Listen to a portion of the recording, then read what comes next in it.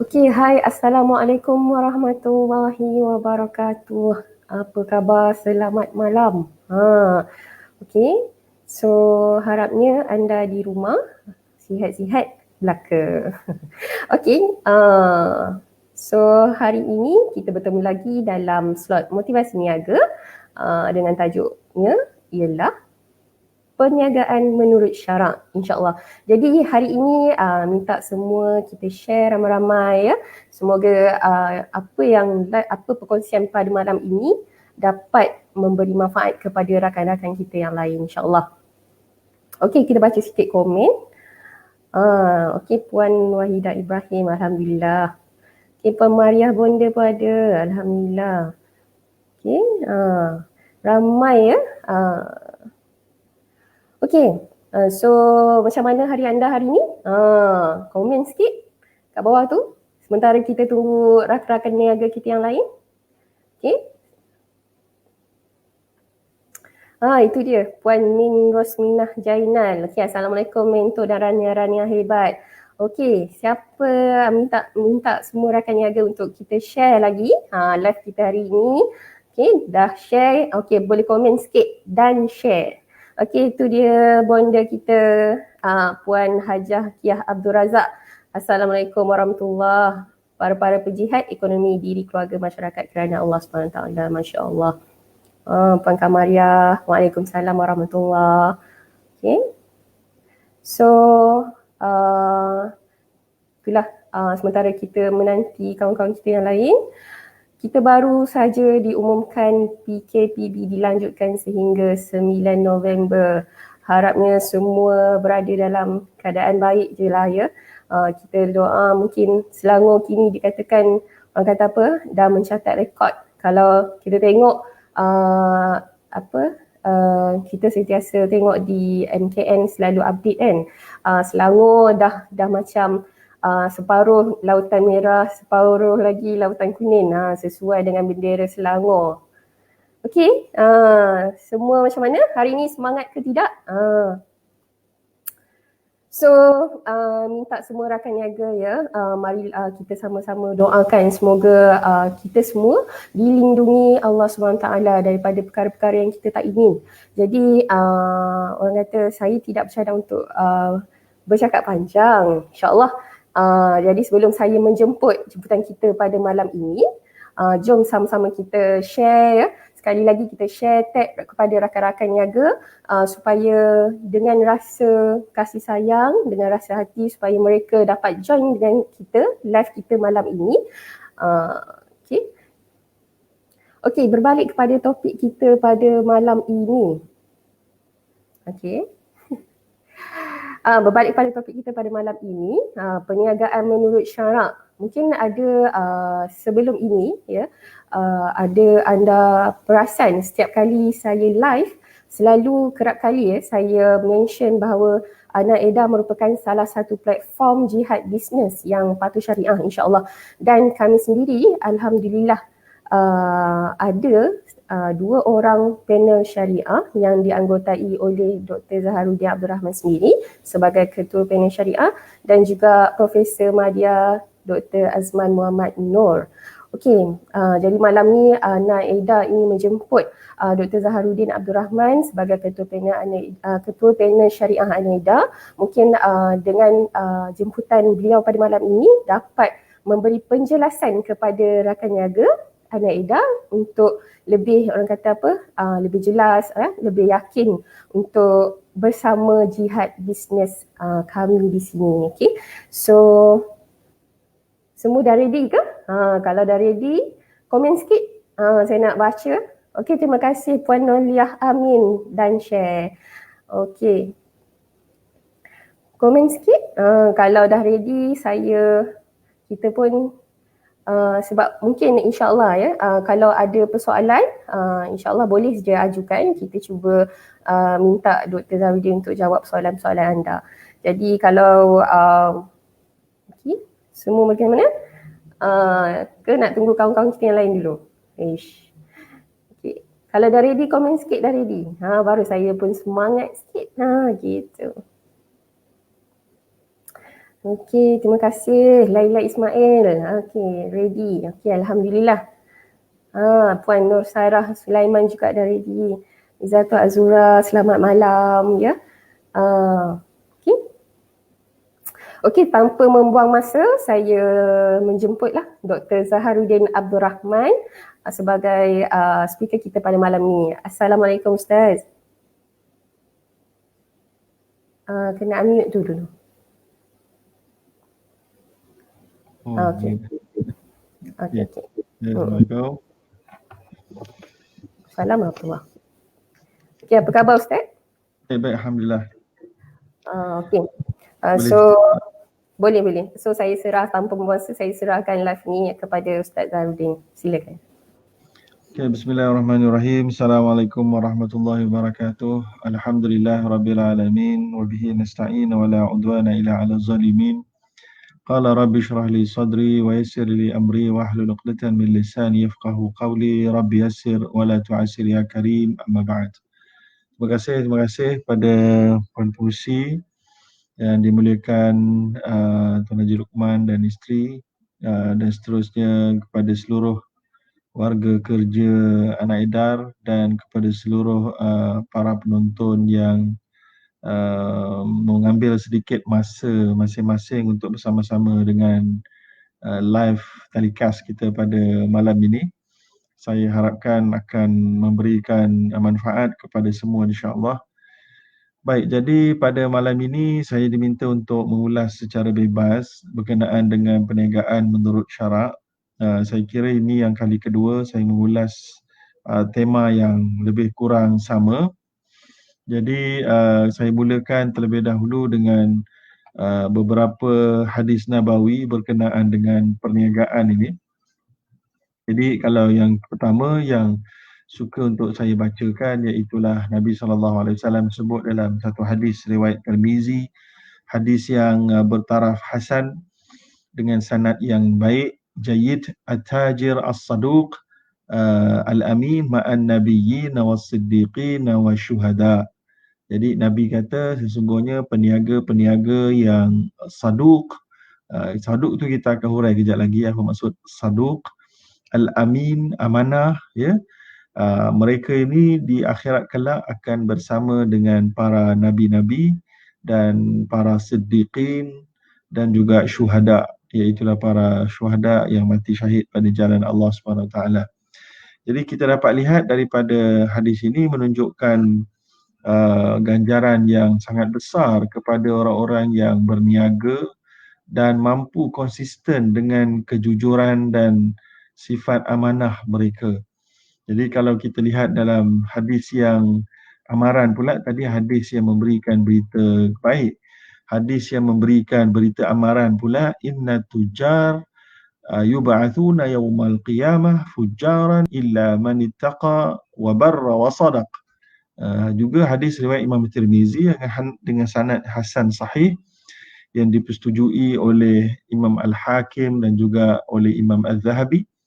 Artinya sesungguhnya para peniaga akan sentiasa banyak di antara mereka dibangkitkan pada hari kiamat sebagai seorang orang yang jahat, orang-orang yang malang, kecuali manittaqa, orang yang manittaqallah, kecuali mereka yang bertakwa pada Allah dan juga yang wabarra wasadaq.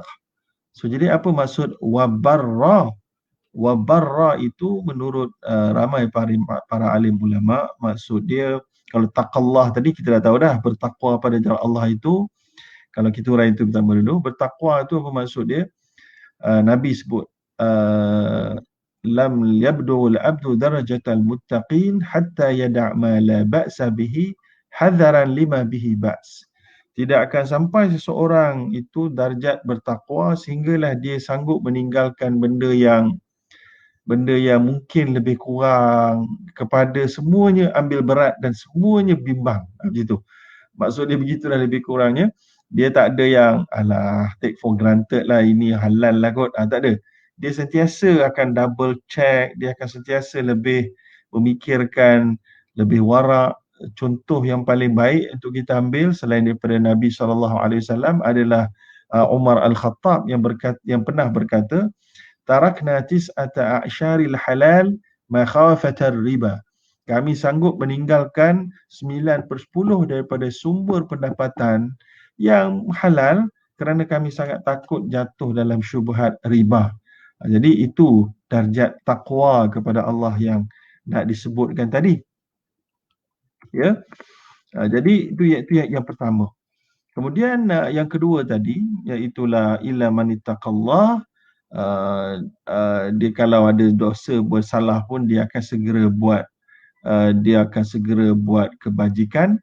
Kemudian yang kedua iaitulah wabar.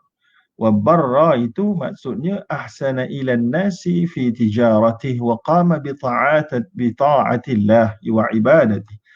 Iaitulah mereka ini berbuat baik kepada manusia, memberi manfaat, bisnes dia itu memberi banyak manfaat kepada manusia lain, dan juga dia itu sendiri orang yang mentaati Allah dan juga tidak meninggalkan ibadat kepada Allah. Macam yang Allah sebut dalam Quran, rijalun la tulhihim tijaratun wala bai'un an dzikrillah. Itulah Allah kata, kami nak usahawan, peniaga-peniaga, lelaki dan wanita yang perniagaan mereka tidak melalaikan mereka daripada ingatan kepada Allah dan kewajipannya. Jadi itu adalah wabar, kan? Sebagaimana Allah kata, laisal birra an tuwallu wujuhakum qibala al-masyriqi wal maghrib walakinnal birra man sampai habislah panjang ayat tu. Iaitulah orang yang beriman pada Allah SWT dan hari akhirat dan itu dan ini seumpamanya.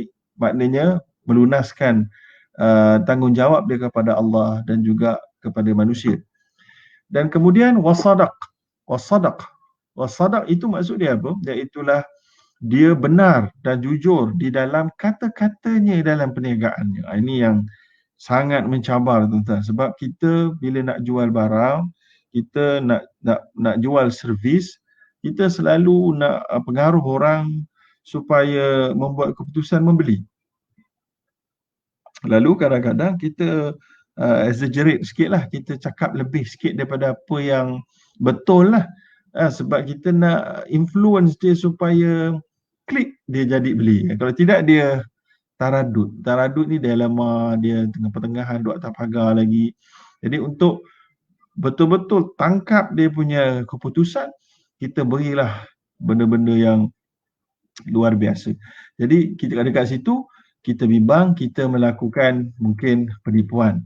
Sebagaimana para sahabat Nabi, ada yang bertanya bila mana Nabi sebut tentang inna tujarahum al-fujjar. Nabi kata, para sahabat kata, Nabi kata, sungguhnya peniaga-peniaga itu mereka adalah orang-orang yang derhaka, yang jahat.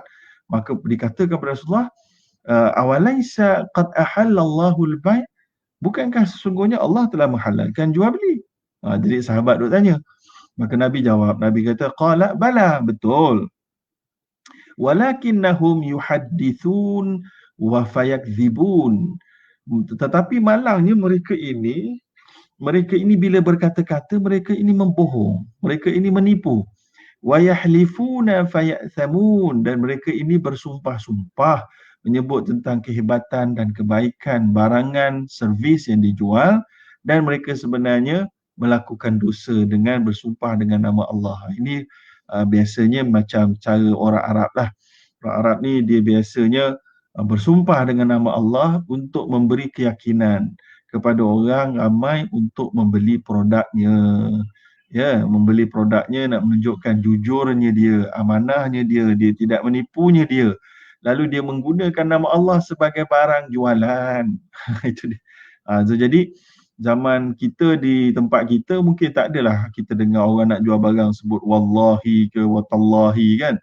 Tapi di negara Arab biasa berlaku sampailah zaman sekarang ni pun masih ada lagi perangai Arab yang jual barang nak pengaruhi pembeli dengan bersumpah dengan nama Allah jadi barang mainan dia.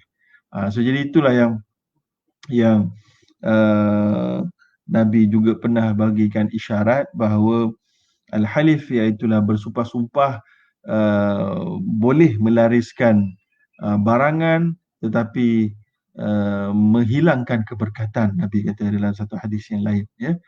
Baik, jadi itu yang perlu kita faham supaya kita semua bila kita memilih jalan perniagaan, kita sedang bersedia menghadapi banyak cabaran dunia dan di akhirat. Ya, begitu juga dunia menjadi pekerja. Jadi bukanlah kata jadi bos, jadi usahawan, usahawanita, peniaga ini sahaja tercabar. Jadi pekerja pun banyak juga cabarannya. Itu kita akan sembang pada waktu lain. Bagaimana mereka ini menyalahgunakan kuasa, menyalahgunakan barangan di syarikat pun boleh membawa dosa-dosa terjuga. Baik, jadi apa yang kita nak sebut lagi, bahawa dalam banyak-banyak cara kita nak dapatkan pelanggan tadi, ada kalanya kita juga menggunakan dalam konteks zaman sekarang testimoni. Tu testimoni yang kita guna ni kita kena faham. Ada kalanya kalau dianya adalah ciptaan semata-mata, maka hukumnya juga termasuk dalam taghrir, iaitulah penipuan.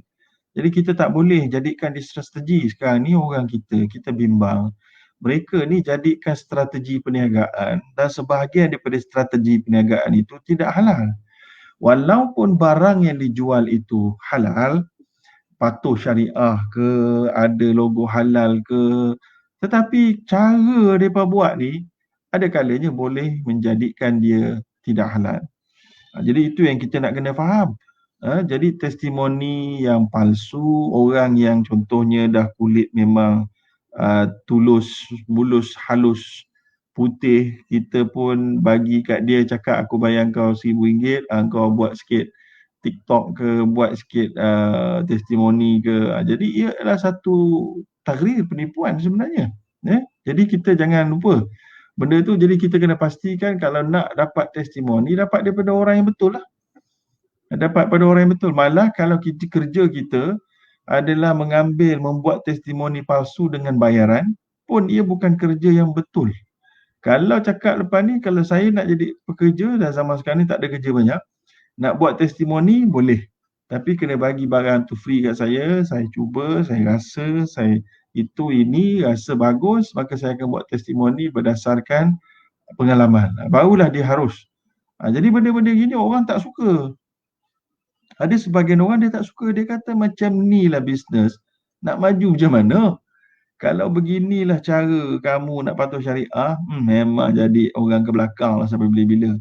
Inilah yang kita selalu dengar, ada kalanya, inilah juga yang Allah SWT dah sebutkan dalam Al-Quran. Allah kata, an kana dha malin wa banin idza tutla alaihim ayatuna qala asatirul awwalin.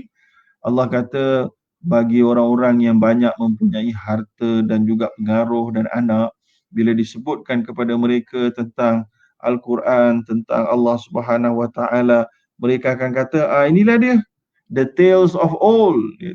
Inilah dia, duk buat cerita buku-buku daripada buku zaman kuno ni, dia kata begitu. Jadi mereka tak mahu nak anggap bahawa Quran, hadis itu sebagai boleh memandu kepada bisnes kita lah. So jadi kalau bisnes tu kata haram, dia kata asyik haram, asyik haram, nak maju macam mana? Kan? So jadi itu problem dia. Macamlah yang Nabi kata, la ya'tiyanna 'alan nasi zamanun la yubalil mar'u min aina akhadhal mal amin halalin amin haram. Akan datang pada satu zaman nanti manusia pada ketika itu tidak mengendahkan daripada mana sumber dia datang pendapatan dia, daripada halal atau haram tidak lagi menjadi penting baginya. Jadi itu yang kita sangat-sangat bimbang, termasuk dan tergolong daripada kumpulan ini. Okey? Baik. Jadi perkara lain yang seterusnya yang kita nak sebutkan, Nabi dah sebut tadi yang pertama, kita dah kata tak hirau, tak indah. Malah Nabi pernah tegaskan kepada para sahabat pun Nabi risau. Apatah lagi lah orang macam kita yang sangat jauh daripada baginda Nabi SAW ini. Lagi-lagilah kita patut ambil pengajaran bahawa harta dan perniagaan kalau tak kena cara persediaan, dia boleh menjadi racun yang lebih berbahaya daripada COVID. COVID-19 paling teruk orang boleh sesak nafas dan akhirnya meninggallah jasad dia, lah masuklah tanam dalam kubur, habis cerita. Tetapi kalau penyakit hati dari sudut menjadi hamba kepada harta dan perniagaan ni, dia boleh jadi penyakit tu bawa mudarat, bukan saja di kubur je.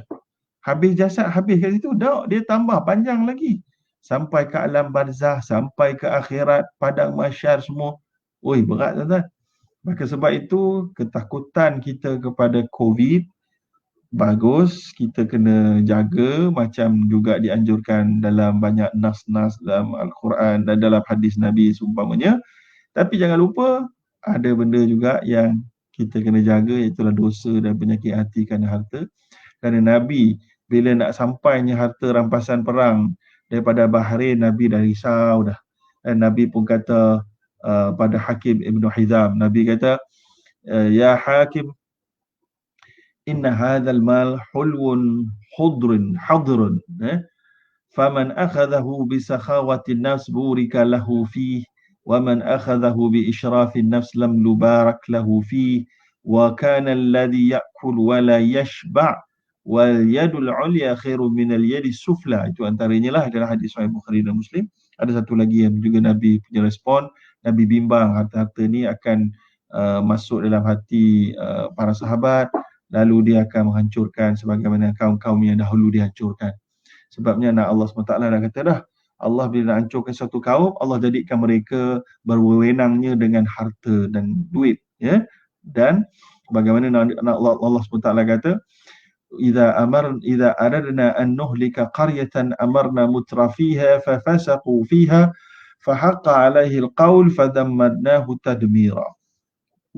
Apabila Allah nakkan kepada satu kaum itu kehancuran, lalu Allah akan berikan mereka kemewahan, yang bila mana mereka mewah, mereka jadi lupa Allah SWT. Jadi kalau ada di antara kita jadi mewah, kemudian makin malas solat, makin pendek dan malas berdoa, jadi kita ingat-ingatlah. Itu mungkin istidraj yang Allah bagi untuk kita jadi makin derhaka, untuk dihumban ke dalam neraka. Na'udzubillah min dzalik. Ya. Dan Nabi pula kata dalam hadis sebut ini, harta itu adalah macam buah-buahan hijau yang subur, sayur manisan, ya, yang disukai. Sesiapa yang mengambil harta itu, faman akhadhahu bi sakhawatin nafs, siapa yang ambil dengan jiwa yang zuhud, tidak meminta-minta, rasa cukup, dan diagihkan, disedekahkan, dizakatkan, ya, burikalahu fi, diberkati padanya. Diberkati itu maksudnya harta itu membawa lebih dekat kepada Allah, dan kemudian tidak menjadikan seorang itu teracun dengan harta itu, dan tidak menjadikan seorang itu hamba kepada harta, dan mendapat rasa kecukupan dan ketenangan yang tidak diberikan kepada orang yang tidak diberkati, ya. Dan harta itu juga tahan lama. Kalau sikit rasa cukup, kalau banyak dikongsi-kongsikan, ya. وَمَنْ أَخَذَهُ بِإِشْرَافِ النَّفْسِ, siapa-siapa pula yang mengambil harta itu dengan rasa tinggi diri, tamak, ya, lam yubarak lahu fi, tidak diberkati padanya. Wa kana kalladhi ya'kul wa la yashba, macam orang yang makan tapi tak kenyang. Allah campur rasa kenyang, lalu dia makan, jadi makin mudarat pada tubuh dia. Lemak makin banyak, perut makin buncit, makin banyak pesakit, makin berat badan, makin malas badan. Makan sedap, tapi sedap membawa tak sedap. Bawa makin makan banyak, jadi angin banyak, tak sedap banyak. Itu dia, tak kenyang-kenyang tapi duk makan je. Ya. Wal yadul ulya khairu minal yadi sufla, Nabi kata tangan atas lebih baik daripada tangan bawah. Tangan yang memberi sedekah, yang memberi zakat adalah lebih baik daripada tangan yang bawah. Juga nak beri motivasi, kita mestilah jadi orang yang mempunyai harta. Kita boleh punya harta, tapi capainya dengan betul, melalui perniagaan yang betul, dengan tata cara yang betul. Itu dia. Dan salah satu yang banyak orang terjebak bila jadi kaya melalui perniagaan, kalau jenis perniagaan yang bukan direct dengan B2C, B2C ni business to customer. Jadi kita direct customer, macam anak Eda, kita B2C, kita direct dengan customer. Cabaran direct dengan customer ni tadilah nak convince dia, nak yakinkan dia beli produk kita, itu mencabar. Itu jadinya cabaran dia adalah kita mungkin akan tergoda untuk menipu dalam kita punya testimoni, dalam memberikan kebaikan produk. Itu cabaran dia. Tapi ada satu lagi jenis bisnes kita dapat melalui B2B, ya, iaitulah daripada bisnes kepada bisnes yang lain ataupun kepada institusi. Jadi kita dapat kontrak kerajaan, kontrak company yang lagi besar. So nak dapat kontrak itu, itulah dia bendanya yang paling manis dalam dunia bisnes, manis tetapi sangat memudaratkan adalah rasuah.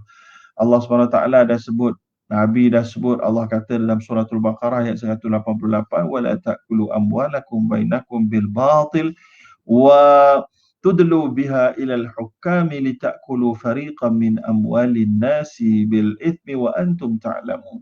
Jangan kamu makan harta sebahagian di antara kamu yang lain dengan jalan yang salah, batil. Jangan kamu membawa urusan harta itu kepada hakim, kemudian supaya kamu dapat menang dengan cara makan harta orang benda lain itu dengan cara yang salah, kamu sogok hakim supaya kamu boleh memakan harta benda orang lain dengan jalan dosa pada kamu mengetahuinya, ya. So jadi itu yang pertama. Dan dalam hadis pun ada disebut la'ana Rasulullah sallallahu alaihi wasallam ar-rashi wal murtashi. Nabi melaknat pemberi rasuah dan penerima rasuah. Malah pernah sekali seorang sahabat bernama Abdullah bin Rawahah radhiyallahu taala an menjalankan tugasnya untuk memungut hasil mahsul daripada hasil buah kurma daripada Khaybar, daripada orang Yahudi di Khaybar pada ketika itu, belum dihalal keluar lagi, untuk dibahagi dua, separuh untuk kaum Yahudi, separuh lagi diserah pada kaum muslimin. Maka apa yang berlaku, orang Yahudi itu bila didatangi oleh Abdullah bin Rawahah untuk beri sebahagian, maka dia pun rasa macam banyaklah dia nak bagi pada Islam. Sebab itu adalah termasuk dalam pembayaran jizyah dan seumpamanya lah, ya. Maka dia pun cubalah menyogok Abdullah bin Rawahah supaya tak perlu ambil sebahagian. Dia pun cakap, dia kata, ambillah perhiasan ni untuk anda, kami ringankan pada kamu. Kamu janganlah ambil, berilah kami lebih separuh supaya kamu ambil 1/3 ke 2/3, bagilah kita, kan. Maka Abdullah bin Rawahah menjawab, ya ma'syaril Yahud, wahai orang Yahudi, wallahi demi Allah, innakum lamin abghadha khalqillahi ilayah. Kamu adalah kumpulan orang makhluk Allah yang aku paling marah sekali lah. Ya.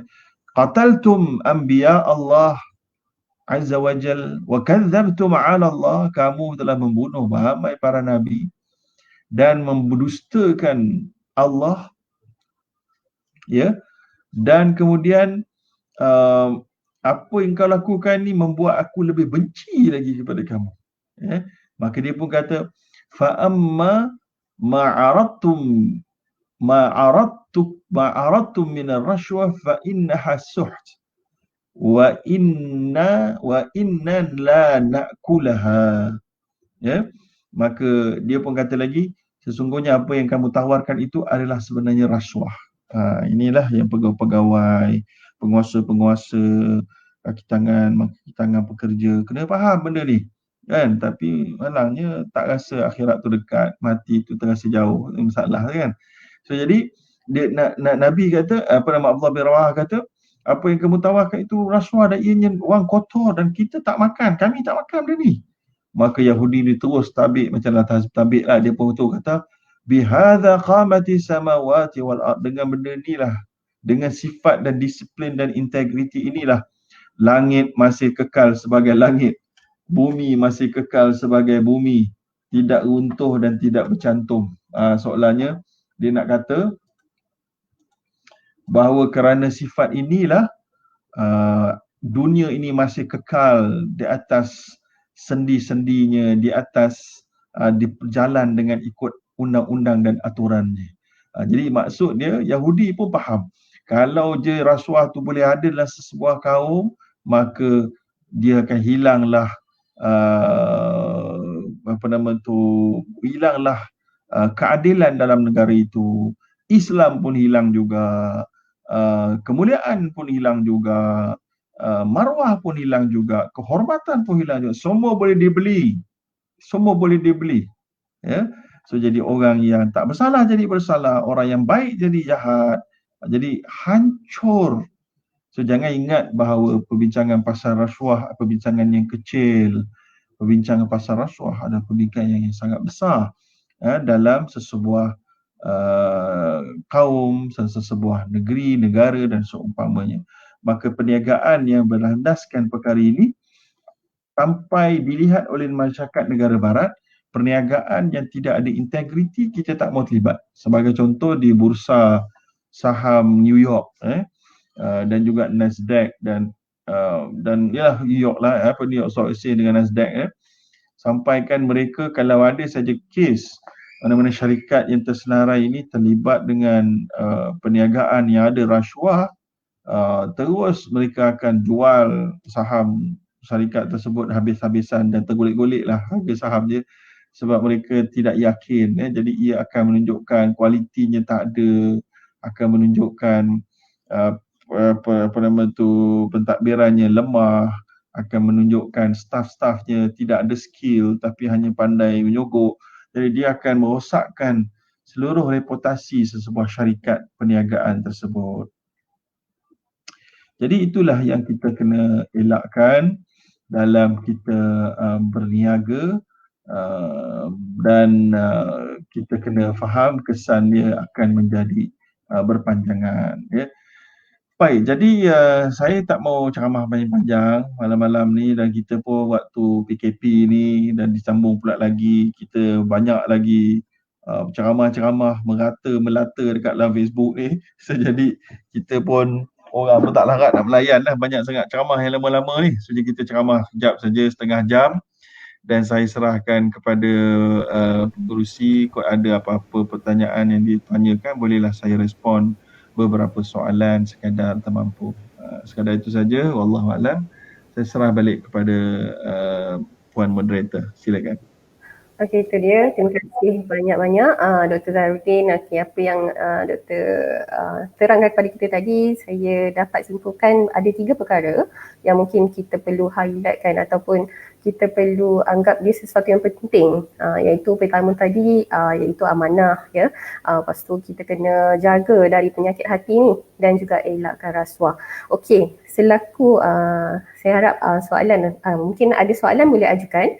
Okey, tapi sementara kita menanti soalan daripada audiens kita pada malam ni, mungkin Ustaz selaku Doktor selaku penasihat syariah Ana Ida sendiri mungkin boleh cerita sikit apa yang ataupun perkara apa yang dianggap patuh syariah tu. Macam tu. Baik, apa yang kami lakukan sebagai pelantikan amanah daripada pihak Anak Eda, kita memang ada modul kita yang kami biasa buat lah. Saya, Dr. Azman ni dah biasa dengan institusi kewangan. So, jadi kita semak tu lebih daripada apa yang Suruhanjaya Security semak kepada syarikat public listed. Yang mana sebab yang ini kita rasa memang amanah yang spesifik. So, jadi kita ada autoriti dan ada kuasa yang lebih untuk kita semak lebih jauh lagi. Kalau macam syarikat-syarikat yang tersenarai di Bursa Malaysia yang dikatakan patuh syariah itu, dia akan semak at least 2 perkara besar, 3 perkara besar. Yang pertama, mereka semak business activity, mesti patuh syariah, dan kalau ada anak-anak syarikat, semuanya mesti patuh syariah. Kalau ada yang bercampur, boleh lagi. Tapi kena tengok yang penyumbangan revenue daripada yang tidak patuh syariah itu berapa peratus berbanding total assets. Kalau melebihi 5%, terus syarikat tu tak jadi patuh syariah. So, jadi itu yang pertama yang disemak oleh Suruhanjaya Security. Yang kedua, dia akan semak dia punya financial ratio. Yang pertama punya financial ratio adalah dia punya borrowings, iaitulah hutang-hutang syarikat tersebut. Syarikat public listed itulah maksudnya. Kalau dia buat borrowing ataupun hutang daripada syarikat tidak patuh syariah, daripada bank riba, maka tak boleh lebih daripada 33% daripada total asset. Kalau lebih, tak patuh syariah company itu. Kalau lepas yang itu, dia pergi pula yang seterusnya, yang ketiga, iaitulah dia punya deposit dia. Kalau deposit dia lebih daripada 33% daripada total asset dia, nilai dia diletakkan di tempat bank konvensional atau bond yang tidak patuh syariah, ya, ataupun pelaburan yang haram, ya. So, jadi pun jadi tak patuh syariah. Itu tiga je. Tetapi anak edar sebab kita dapat mandate daripada pihak founder dan juga CEO Tuan Haji Lokman, ya, dan juga isteri beliau. So, jadi kita cek lebih jauh daripada tu. Kita cek tu macam kita cek perbankan Islam pula. Jadi perbankan Islam kita cek yang lebih thorough, yang lebih dalam, ya. Iaitulah kita cek daripada segala-gala kontrak pengurusan bank tersebut.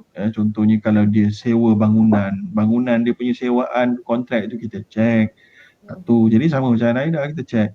Kalau bank ni semua produk dia kita cek daripada A sampai kontrak sampai ke Z sampai ke sistem dia pun kita cek. Sama Anaida pun kita buat begitu juga. Sistem dia punya ni pun kita cek, dia punya kontrak pun kita semak, syarat-syarat dalam kontrak pun kita semak, ya. Dan kemudian iklan, kalau bank Islam tu kita cek juga, sama juga ni dah, bank punya iklan pun kita cek juga, supaya pengiklanan tidak ada yang exaggerate, tidak ada tadlil dan tadlis dengan taghir, kita cek benda tu. Kemudian selain daripada tu, kalau syarikat ada cash, dekat mana dia letak duit, dia bayar ke account bank, ejen-ejen dia ada tak diwajibkan buka Islamic account. So, jadi kita cek dan kita bagi nasihat supaya diperbetulkan, ya. Dan kalau dia ada dia punya bonus punya sistem, kita cek bonus sistem dia macam mana, ada tak menzalimi orang atas kata zalim, dia dah jual tapi dia tak cukup jual, tiba dia tak dapat, orang bawah dapat. So kita nak cek betul ke benda ni berlaku, dan kalau berlaku, apa dia punya taqi fiqhi. Taqi fiqhi tu artinya dia punya pandangan syaraknya, substance dia tu atas dasar kontrak apa. So jadi kadang-kadang orang ejen dia tak faham, so jadi dia kata salah, padahal tak salah, sebabnya duit yang diperolehi belum jadi milik dia lagi. So kita cek ownership duit tu milik siapa pada waktu mana. Jadi kalau dia dah jadi milik ejen, kemudian syarikat tak bagi, itu syarikat salah. Tapi kalau dia belum jadi milik ejen, dia milik syarikat, dan syarikat kata kamu dapat ciri-ciri ini kami bagi hadiah, maka dia dinamakan hibatun masyrutah, iaitulah ataupun hibatun mu'allaqah, hibah hadiah yang diikat dengan syarat-syarat. Macamlah juga apa yang kita namakan hadiah bagi sesiapa yang menjumpai barang hilang pun lebih kurang samalah, kan. Siapa jumpa barang hilang ni, jumpalah, maknanya semua usaha-usaha yang dibuat mencari barang tu tidak dibayar. Kalau jumpa barang tu pun dapat. kan dia ada dalam Quran benda tu, himlu ba'ir wa anna bihi za'im, kan. Siapa dapat jumpa tongkat raja yang hilang tu, diberikan ganjaran sepersalinan di atas belakang unta. Macam itulah maknanya ganjaran itu. Maknanya kalau 80 orang cari, seorang je jumpa, seorang tu je dapat, yang 79 orang lagi tak dapat apa-apa. Jadi kita nak sebut itu digunakan satu konsep lah, tapi maknanya konsep tu ada penyerupaan dengan hibatun masyrutah tadilah. Jadi cukup syarat, kamu dapat. Jadi kita check lah benda-benda tu semua, ya. So selain itu juga kita juga pastikan kualiti barang-barang, menepati apa yang diperkatakan, menepati ingredient yang disebut. So jadi itu juga adalah salah satu keperluan kepatuhan syariah. Sampai kita pergi kilang ni pun, kita pergi kilang pembuatan, jadi kita cek betul-betul barang-barang mentah. So, jadi atas sebab itu kita tak ada masalah untuk digunakan nama kami, sebab kami dah pergi cek sendirilah. Tapi kita tidaklah cek hari-hari, kan. So jadi pada harian itu kita serahkan kepada kepimpinan company untuk memastikan kejujuran dia. Kalau ada apa-apa perubahan, mereka kena maklumkan, kita meeting semula, cek semula. Jadi inilah proses kepatuhan syariah yang perlu kita lakukan dan kita serulah kepada syarikat-syarikat di luar sana, kalau mereka ada keinginan yang sama, kita boleh bantu juga dengan cara yang sama. Jadi itulah jawapan ringkas saya, wallahu a'lam. Okey, itu dia. Terima kasih. Kita ada satu soalan daripada Puan Rohana Abdul Razak. Dia kata BMF, ada yang bertanya patutkah kita mendahului syarikat Muslim berbanding syarikat non-Muslim? Tidak bermaksud resis, boleh beri penjelasan lebih lanjut. Okey, jadi resis atau tidak itu saya pun tak tahulah takrif racism tu dengan tepat mengikut definisi buku siapa, saya pun tak sure. Ya, tetapi dalam Islam, Islam halallahu al-bai'a, Allah halalkan jual beli. Daripada mana kita beli, itu perkara kedua. Perkara pertama, mesti halal barang yang dibeli itu, servis yang dibeli. Sebabnya Islam benarkan dua-dua. Kita beli daripada orang Islam dan kita beli daripada orang bukan Islam. Dia adalah, it's matter of real business lah. Demand and supply, siapa boleh jual dengan lebih murah, lebih berkualiti, maka kita ambil. Willing buyer, willing seller, itu namanya illa an takuna an tijaratin an taradin. Allah katakan, iaitulah dengan cara redha. So kalau pihak non-Muslim boleh bagi produk dan servis yang lebih profesional dengan harga lebih berpatutan dan kita lebih dapat keredaan, maka okey. Tapi kalau kita rasa kita nak pergi kepada orang Islam tapi harga dia mahal sikit, maka itu pun kita punya pilihan. Ya, so jadinya dia tak ada melibatkan halal haram, dia adalah halal. Selagi mana kita tak beli daripada kafir harbi. Kalau kafir harbi Zionis dekat dekat Israel, dekat Palestin yang dirampas tu menjual lah, itu kita tak boleh belilah daripada mereka. Tetapi selain daripada itu, Nabi sendiri membeli daripada Yahudi yang tidak memerangi Islam. Nabi membeli baju besinya, Nabi membeli makanan dengan daripada orang bukan Islam dan mencagarkan baju besinya. Sehingga Nabi wafat, Nabi tak sempat nak bayar hutang. Lalu baju besi itu dicairkan maksud dijual. Jadi dekat situ Imam Al-Qalani, Ibn Hajar Al-Qalani sebut dalam kitab Fathul Bari, menunjukkan keharusan yang sangat jelas kita beli daripada orang bukan Islam. Malah menjadi tradisi uruf pada zaman Nabi lagi, umat Islam membeli daripada Yahudi dan orang-orang bukan Islam yang berada di Khaybar dan seumpamanya, pada sebelum mereka diusir keluar. Jadi ianya adalah harus. Kalau tak harus, memang kita orang Islam tak boleh hidup lah tuan-tuan. Sebabnya kalau kita tak beli direct kedai orang bukan Islam, orang kedai orang Islam tu pun membeli daripada orang bukan Islam juga. Sebabnya realitinya orang bukan Islam memegang lebih rajin bekerja dan menghasilkan barang-barang consumption. Jadi akhirnya kita ketinggalan. Jadi bagi saya, kalau kita nak kira halal haram, halal, harus. Tapi kalau nak cerita kita nak utamakan orang Islam dulu, yang itu boleh. Itu boleh, tapi tak libat halal haram. Itu libatkan tasjid, galakkan, saranan, anjuran supaya kita membantu umat kita sendiri. Ya, tapi dengan syarat kita tak bolehlah nak toleransi dari sudut kualiti. Ini kita nak orang beli barang kita, tapi kualiti tak ada. So kita nak main sentimen, pakai agama punya kad, pakai race card, maka itu naif. Itu lemah. Allah SWT dan Rasulnya kata al-mu'min al-qawi khairum minal mu'min al-da'if. Orang mukmin yang kuat, pakar, lebih lagi Allah suka daripada orang mukmin yang lemah. So juga, jadi juga sama juga Nabi kata innallaha Allah SWT suka idza amila ahadukum amalan an yutqinahu. Bila kamu buat satu kerja, kamu tekun buat kerja dengan profesional, kamu tinggi kualitinya, kan? So jadi Allah pun suruh kita buat kerja kualiti. Merit is number one. Merit itu penting. So kad merit adalah, merit itu bukan kahwin, merit itu MERIT.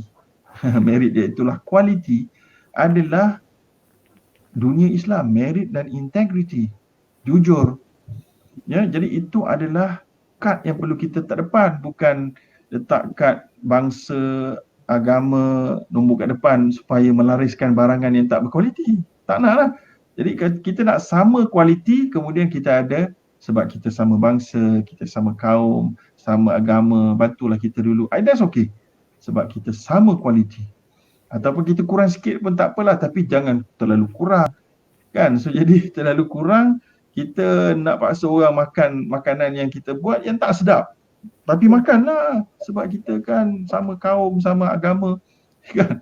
So jadi yang kita bimbang, kadang-kadang orang sama agama kita tidak pun mementingkan halal haram. Ramai yang terlibat dalam perjudian, ramai yang terlibat di dalam tidak halal, kan, rasuah, minum arak, ramai juga berjudi. So adakah bila dia seorang Islam saja kita namanya Islam, terus kita anggap Islam? Ramai orang yang namanya Islam, dia tidak mengamalkan Islam, kan. Ramai orang yang jual barang kat pasar malam, kadang-kadang dia nak cari yang murah je, dia beli ayam ketuk je walaupun dia orang Melayu Islam, kita pun tak tahu. Kita tak tahu, dia je tahu, dia tanggung kat akhirat lah. Kita harapkan benda tu halal. Kan ada yang jual busuk pun dia jual juga. Jual semalam kemarin tu, minggu lepas punya pun dia jual lagi, dia panaskan. So jadi macam mana ni kan? So jadi kita betul boleh sangat dan digalakkan sangat kita meletakkan Muslim dan apa nama Muslim itu di depan. Tetapi kita kena improve kita punya kualiti. Itu deh, wallahualam. Okey, soalan seterusnya.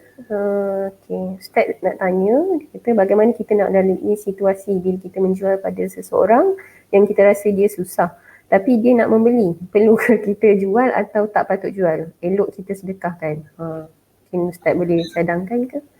Boleh menjawab soalan, rasa dia susah. Baik, jadi ini digalakkan sebabnya Nabi sebut dalam satu hadis bahawa al-bai'u wal ithmu yahdiran, iaitulah jual beli itu dengan dosa itu saling berkait dalam satu perniagaan ni. Dia macam kembar tau. Dia macam kembar, dia susah nak hilang. So fashubu bai'akum bis sadaqah, Nabi kata. Bersihkan jual beli kamu dengan sedekah. So jadi kalau betul kita nampak seorang yang susah, yang miskin, jadi kita bagi sedekah saja. Tapi kita bukanlah beri sedekah kepada semua orang, nanti sampai kita pun terpaksa minta sedekah juga, kan. So jadi ada tahapnya, sebab itulah ada kalangan sahabat yang nak tiru Abu Bakar As-Siddiq. Dia nak bagi sedekah hampir semua harta dia. Maka Nabi tak mau ambil. Nabi kata jangan. Sebab apa tak boleh? Abu Bakar boleh. Abu Bakar dia lain. Dia dah standby dah. Kamu mentally kamu standby ke kan? Dan Nabi bimbang sahabat seorang lagi ni, kalau dia bagi semua, dia akan jadi orang yang tak bertahan, lalu dia jadi makin lemah dan dia akhirnya minta sedekah pula. Jadi kita tak nak begitu. Sebab tu Nabi kata pada ibu bapa kita semua, Nabi kata Nabi suka kita tinggalkan cucu pula, tinggalkan waris-waris kita dalam keadaan mampu. La yatakaffafuna nas, tidaklah meminta-minta daripada orang ramai. So janganlah kita jadi penderma yang hebat sangat sampai tak boleh hidup. Kecuali lah kita hebat macam Abdul Rahman bin Auf, dia bagi sedekah banyak-banyak, dia pergi hijrah, tinggal semua harta dia. Dia datang Madinah pun sikit sangat harta dia bawa. Kemudian Muhajirin offer dia rumah, offer dia isteri, semua dia tak mau. Semua tak mau. So apa yang dia nak? Dia kata bagi aku pinjam apa itu ini. Maka dia pun meniaga dengan pengalaman dia, akhirnya dia untung. Dan bila dia untung, dia kahwin dengan keuntungan daripada hasil pendapatan dia yang cukup. Dia cari isteri sendiri. Maka dia berkahwin, Nabi nampak dah dia lain sikit. Sebab orang berkahwin dengan tak kahwin ni lain sikit gaya dia. Nabi kata, kahwin ke? Dia kata, ya, baru je kahwin. Nabi berkata, aulim walau bisyat. Kalau kahwin, buatlah majlis sikit, kan. Jadi itulah datangnya hadis aulim walau bisyat. Buatlah majlis walaupun dengan menyembelih seekor kambing buat hidangan supaya tahu. Sebab itulah ada ulama kata, beza di antara zina dengan nikah adalah zina senyap-senyap, nikah dipukul canangkan, dimaklumkan, ya, supaya tidak ada fitnah, supaya orang tahu ni sudah jadi isteri orang, ni sudah jadi suami orang, dan begitu keadaannya. Jadi itulah jawapan saya lebih kurang kepada soalan kedua tadi. Okey, soalan kita Daripada Puan Suhaili Wan, ada customer minta postkan dulu barang dan bayar kemudian bila dah bergaji. Sebab katanya sangat perlukan dulu produk kesihatan ni. Perlukah kita sebagai seller benarkan customer untuk amalkan berhutang begini? Ya boleh, tak ada problem. Dalam Islam, takjilul badalain yang tak boleh, iaitulah kedua-dua pihak menangguhkan. Barang pun tak bagi, duit pun tak bayar. Tapi dalam konteks dia ni, dia bagi barang. Lepas tu orang yang bayar tu bayar kemudian. Itu namanya pembelian dengan hutang. Itulah yang disebut oleh Allah dalam Quran, ya ayyuhalladzina amanu idza tadayantum bidainin ila ajalin musamman faktubuh. Wahai orang-orang yang beriman, kalau kamu jual beli dengan bayaran ataupun penyerahan barang, antara dua lah, bayar lambat ke ataupun penyerahan barang tu lambat, antara dua lah, kan? Maka hendaklah kamu tulis. Bila Allah kata kamu tulis, tulis elok-elok lah, dan ia juga menunjukkan keharusan. So jadi yang tadi tu diserah barang dulu, bayar kemudian. Ila ajalin musamma, kepada satu tarikh yang ditetapkan, maka hukumnya harus, tak ada problem. So kita boleh letakkan tarikh lah bila dia nak bayar tu ya? Yes, betul. Tulis tu zaman sekarang ni mungkin dah settle lah. Dulu zaman tak ada tulis. Sekarang ni semua ada resit, keluar resit, boleh print dekat internet kan. Itu semua dah settle lah saya rasa. Dulu tu dia nak cari kertas membayar zaman-zaman dulu tu. Jadi itu sebab dia suruh tulis lebih sikit. Sekarang ni tulis tu dah ibarat dalam internet tu pun dah ada automatic boleh print resit kan. Okay? Okay, ada last mungkin tak saya tanya satu lagi soalan. Okay. Mungkin kalau sebelum ni mungkin ada yang macam kata kesedaran tentang sumber yang halal tu kurang. Jadi mungkin ada daripada pendapatan kita harian tu ada yang syubhah, ada yang baral ke yang kata tak jelas kehalalannya. Jadi macam mana mungkin kita nak buat sedikit perkongsian lah macam mana kita nak bersihkan hati kita ataupun daripada perkara-perkara yang haram tu tadi. Baik, nak bersihkan harta kita, kalau kita ada kesilapan yang lepas, disebut oleh para alim ulama dengan bersedekah lah, daripada hadis-hadis Nabi tadi. Ya, bagaimana Nabi beritahu pada Abu Bakar As-Siddiq, innaha fatasaddaq, kalau ada benda yang kotor ini hendaklah kamu sedekahkan dia.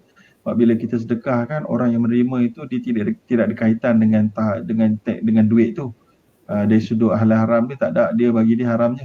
Bagi dia halal saja, bagi orang yang dapat tu haram dengan cara yang salah. Tapi bila kita nak bersihkan, kita cleanse dengan cara beri sedekah pada orang, maka ia sudah menjadi halal kepada orang itu dan kita membersihkan. Itu yang pertama. Yang keduanya, sebelum kita cerita bab sedekah, selepas kita cerita bab sedekah, sedekah tu adalah bukan sedekah mana sebenarnya, sebab duit tu, duit haram bukan duit kita tau.